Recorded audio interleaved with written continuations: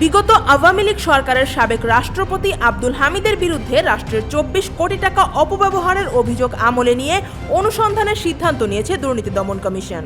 অভিযোগ, নিকুঞ্জ ১ আবাসিক এলাকায় তার নিজ ভবন সংলগ্ন এলাকায় সাজসজ্জা ও সৌন্দর্য বর্ধনের নামে এই বিপুল অর্থ ব্যয় হয়েছে।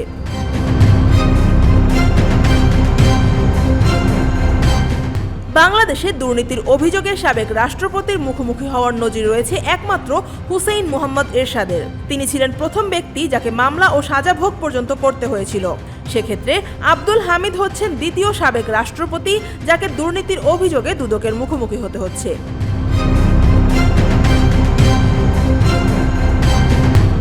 দুদক সূত্র জানায়, ক্ষমতার অপব্যবহার করে নিকুঞ্জ ১ আবাসিক এলাকায় সাজসজ্জা ও সৌন্দর্য বর্ধন প্রকল্পের নামে আব্দুল হামিদ রাষ্ট্রের ২৪ কোটি টাকা ক্ষতি এবং অবৈধ সম্পদ অর্জন করেছেন। এমন অভিযোগের ভিত্তিতে অনুসন্ধান টিম কাজ শুরু করেছে।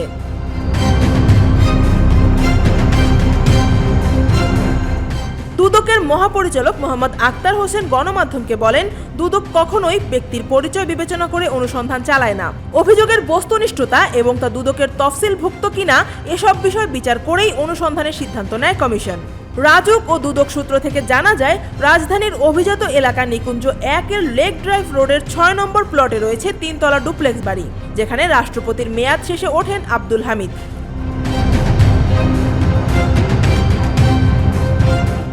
২০২৪ সালের ৫ আগস্টের পর তিনি সেই বাড়ি ছেড়ে দেন। অভিযোগ আছে, বাড়িটির দুই পাশের ওয়াকওয়ে হাঁটার জন্য বাঁধানো হয়।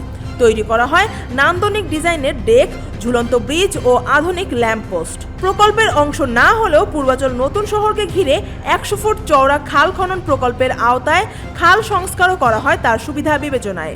রাজুকের তত্ত্বাবধানে এসব কাজে ব্যয় হয় ২৪ কোটি টাকারও বেশি।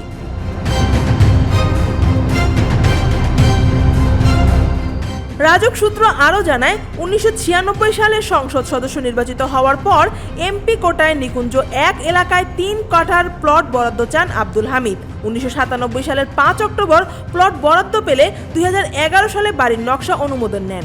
৪.৫ লাখ টাকার প্লট রেজিস্ট্রি করেন তিনি।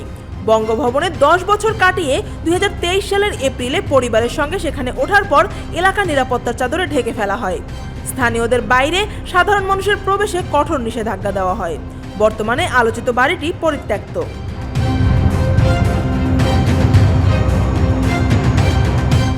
নিকুঞ্জ এলাকায় আওয়ামী দোসর পরিচিত অনেকের বাড়িও রয়েছে।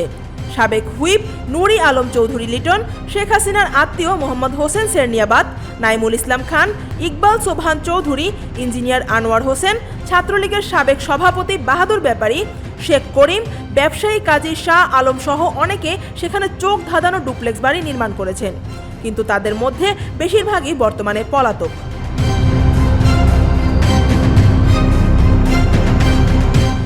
দুর্নীতির মামলায় সাবেক রাষ্ট্রপতির বিচারের পূর্ব নজিরও তুলে ধরা হয়। গণ অভ্যুত্থানে এরশাদ সরকারের পতনের পর ১৯৯১ সালের ১৪ এপ্রিল দুর্নীতি দমন ব্যুরো তেজগাঁও থানায় এরশাদ সহ ১৭ জনের বিরুদ্ধে মামলা করে। ক্ষমতার অপব্যবহারের অভিযোগে তাকে দোষী সাব্যস্ত করা হয়। ২০০০ সালের ২০ নভেম্বর আদালত ৭ বছরের কারাদণ্ড দেন। পরে সাজা কমিয়ে ৫ বছর করা হয় এবং ৫৫ কোটি টাকা জরিমানা হয়। রায়টি রাজনৈতিক ও আইন অঙ্গনে ঐতিহাসিক নজির তৈরি করেছিল। News desk, Dhaka watch.